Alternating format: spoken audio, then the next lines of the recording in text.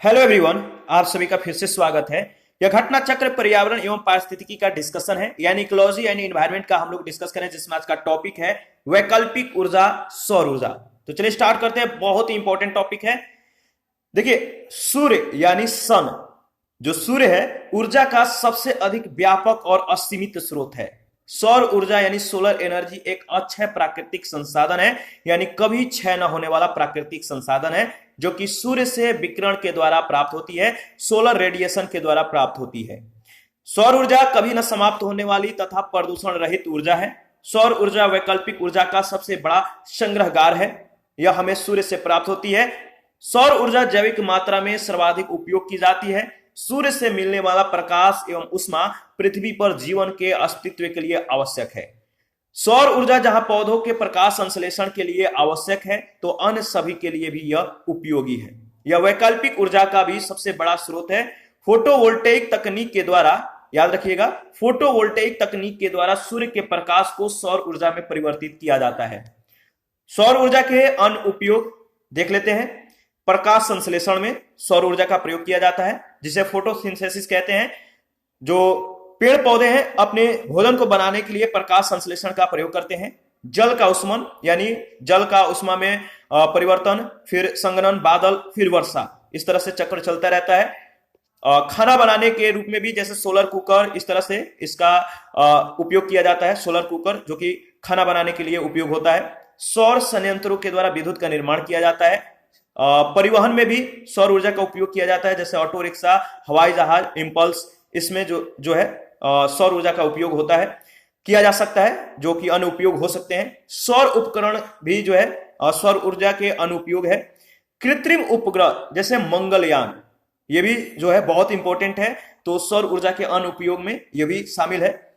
सौर चिकित्सा, सन थेरेपी, ये भी सौर ऊर्जा के उपयोग है।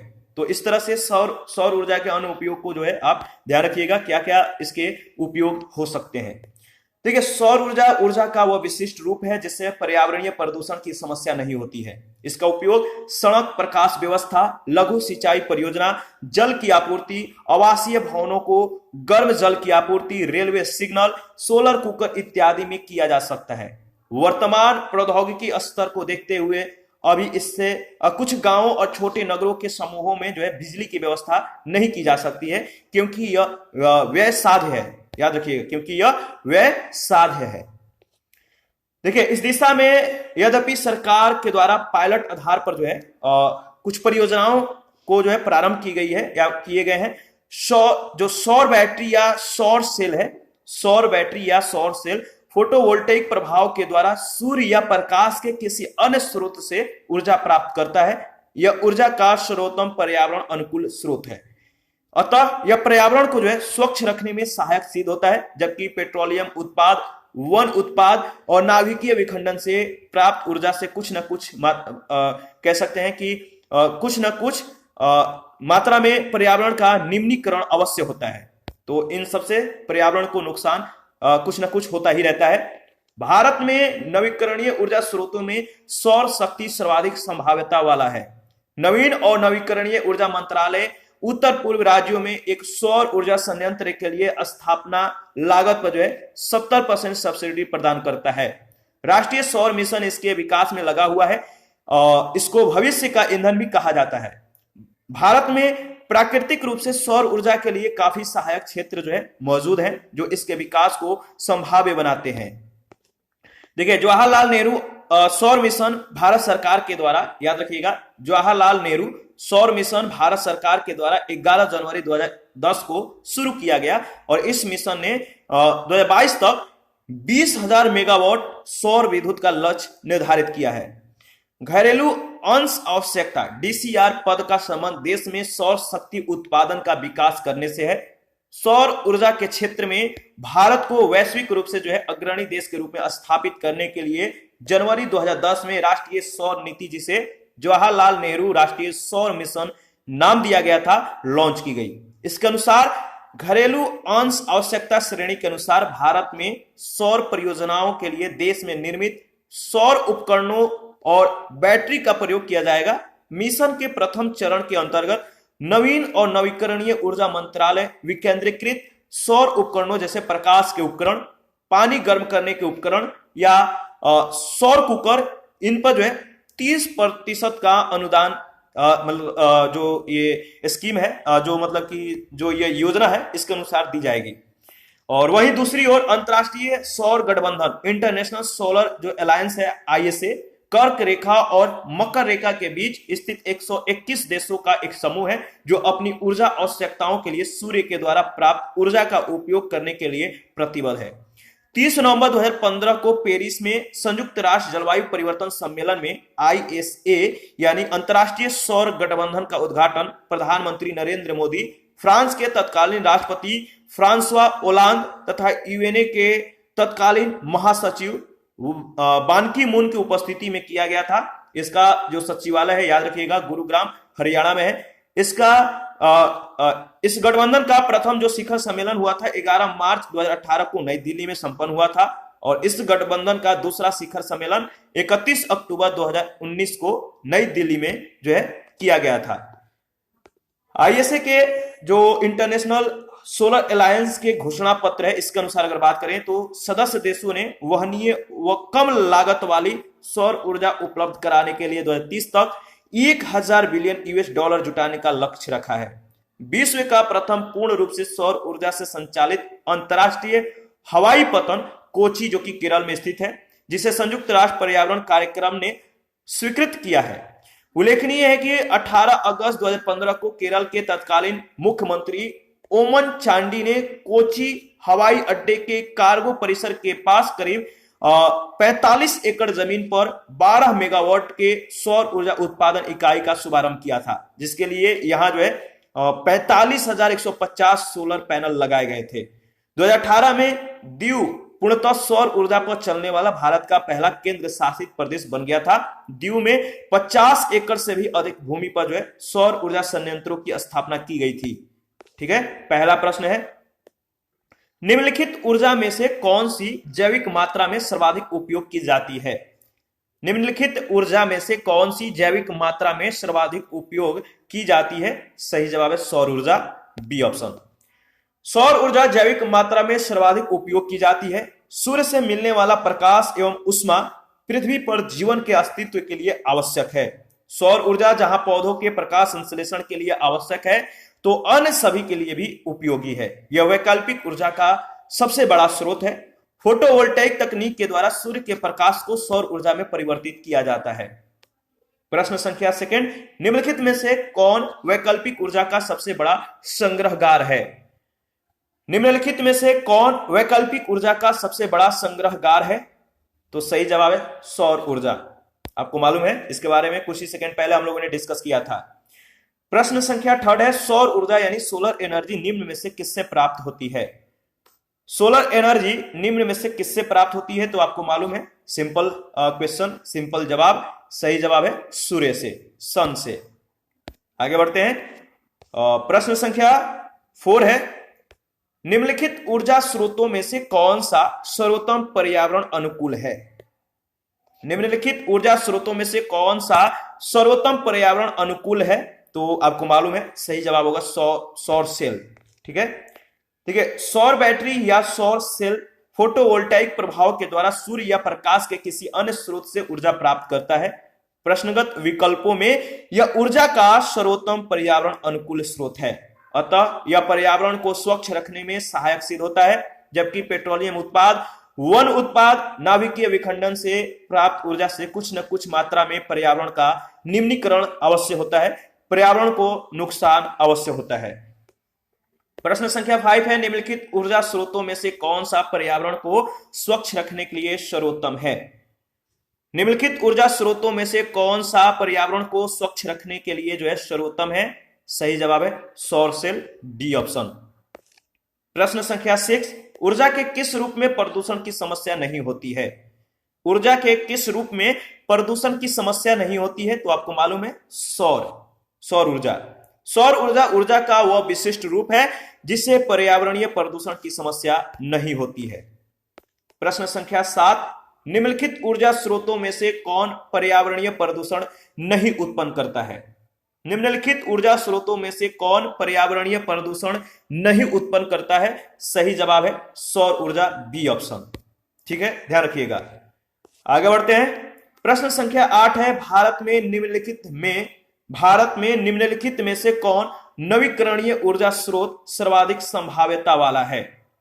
भारत में निम्नलिखित में से कौन नवीकरणीय ऊर्जा स्रोत सर्वाधिक संभाव्यता वाला है? तो आपको मालूम है सही जवाब होगा सौर शक्ति।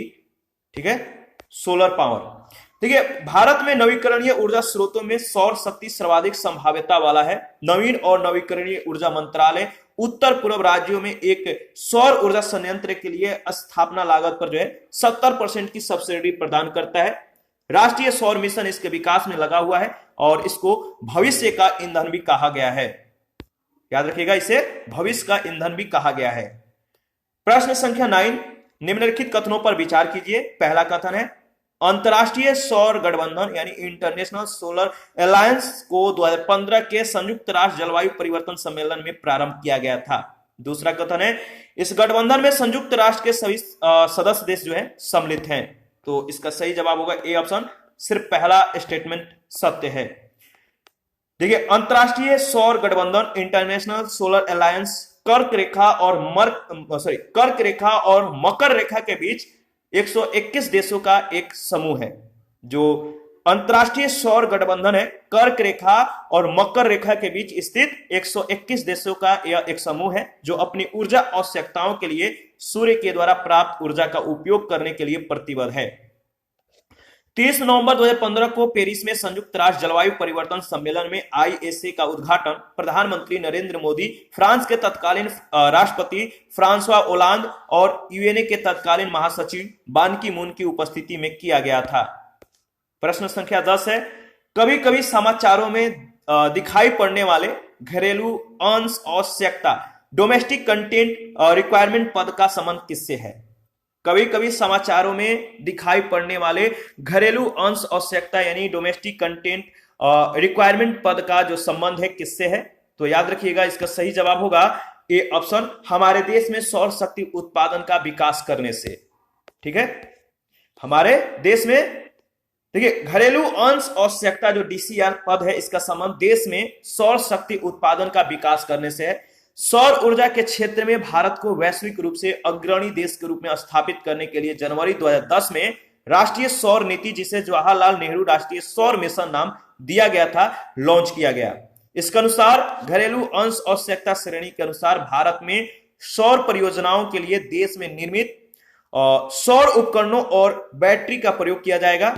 मिशन के प्रथम चरण के अंतर्गत नवीन एवं नवीकरणीय ऊर्जा मंत्रालय विकेंद्रीकृत और उपकरणों जैसे प्रकाश के उपकरण, पानी गर्म करने के उपकरण या सौर कुकर पर 30% का अनुदान देती है।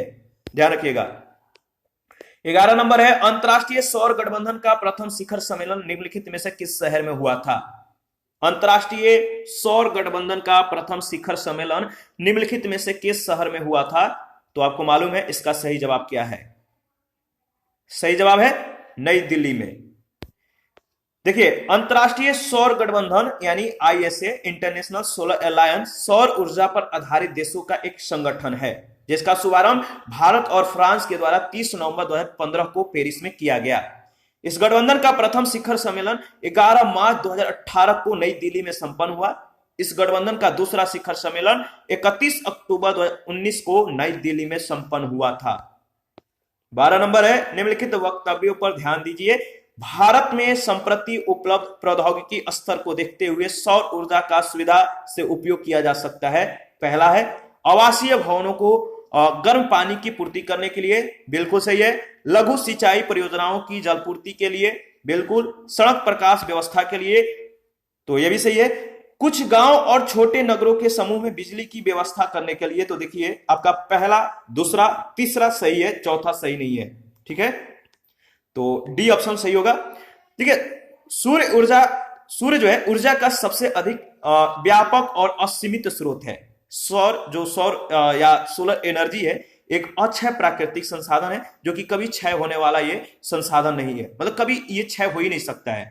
तो ये अक्षय प्राकृतिक संसाधन है जो कि सूर्य से, याद रखिएगा, सूर्य से या सोलर रेडिएशन के द्वारा यह प्राप्त होती है, सूर्य विकिरण से प्राप्त होती है। और इसका उपयोग सड़क, प्रकाश व्यवस्था, लघु सिंचाई परियोजनाएं, इनके लघु सिंचाई परियोजना के लिए जल की आपूर्ति, आवासीय भवनों को गर्म जल की आपूर्ति, रेलवे सिग्नल, सोलर कुकर इत्यादि में किया जा सकता है।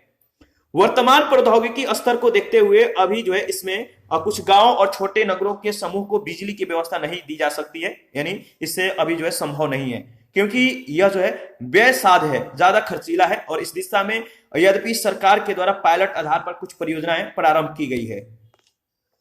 13 नंबर है, विश्व का प्रथम पूर्ण रूप से सौर ऊर्जा से संचालित अंतरराष्ट्रीय हवाई पतन स्थित है। कहां स्थित है? विश्व का प्रथम पूर्ण रूप से सौर ऊर्जा से संचालित अंतरराष्ट्रीय हवाई पतन, याद रखिएगा, कोची में स्थित है। बी ऑप्शन इसका सही जवाब होगा। विश्व का प्रथम पूर्ण रूप से सौर ऊर्जा से संचालित अंतरराष्ट्रीय हवाई पतन कोची में स्थित है, जिसे संयुक्त राष्ट्र पर्यावरण कार्यक्रम ने यानी यूएनईपी ने स्वीकृत किया है। उल्लेखनीय है कि 18 अगस्त 2015 को केरल के तत्कालीन मुख्यमंत्री ओमन चांडी ने कोची हवाई अड्डे के कार्गो परिसर के पास करीब 45 एकड़ जमीन पर 12 मेगावाट के सौर ऊर्जा उत्पादन इकाई का शुभारंभ किया था, जिसके लिए यहां 45,150 सोलर पैनल लगाए गए थे। प्रश्न संख्या 14 है, 100% सौर ऊर्जा पर चलने वाला भारतवर्ष का पहला केंद्र शासित प्रदेश है। 100% सौर ऊर्जा पर चलने वाला भारतवर्ष का पहला केंद्र शासित प्रदेश कौन है? तो दीव है। ठीक है, 2018 में दीव जो है पूर्णतः सौर ऊर्जा पर चलने वाला भारत का पहला केंद्र शासित प्रदेश बन गया था। दीव में 50 एकड़ से भी अधिक भूमि पर सौर ऊर्जा संयंत्रों की स्थापना की गई थी।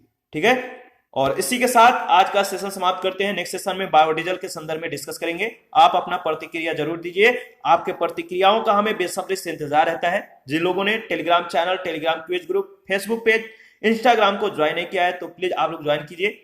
वीडियो के डिस्क्रिप्शन बॉक्स में उसका लिंक है, और घटना चक्र का ऑल पीडीएफ हमारे पास अवेलेबल है। अगर आपको जरूरत है तो आप हमें कमेंट कर सकते हैं। थैंक यू, मिलते हैं नेक्स्ट सेशन में।